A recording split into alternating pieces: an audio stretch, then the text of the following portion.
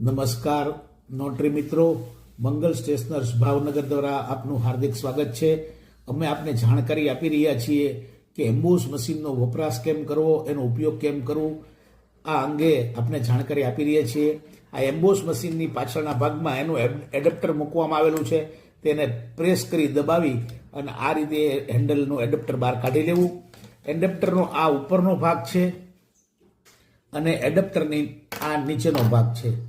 એડપ્ટરની ઉપરનો ભાગ આપણે મશીનની અંદર ઉપર રાખવાનો છે અને એડપ્ટરની નીચેનો ભાગ આ નીચે રાખવાનો છે। એડપ્ટરને ખોલતા પહેલા આંગળી રાખી પૂરેપૂરું હેન્ડલ ઊંચું કરવું, તો જ મશીનની અંદર આ એડપ્ટર બેસશે।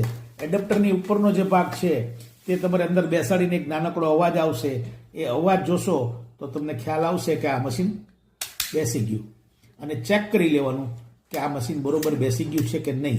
એ મશીન બેઠી ગયા પછી એને પેપરની અંદર બરોબર મૂકી વચ્ચે અને પ્રેસ કરવાનું છે। પ્રેસ કર્યા પછી આ રીતે તમે જોશો તો તેની પ્રિન્ટ આવી જશે। મશીનની અંદર જે એડપ્ટર છે તેને યોગ્ય જગ્યાએ જે ઉપરનો ભાગ છે તે જ મૂકવાનો છે।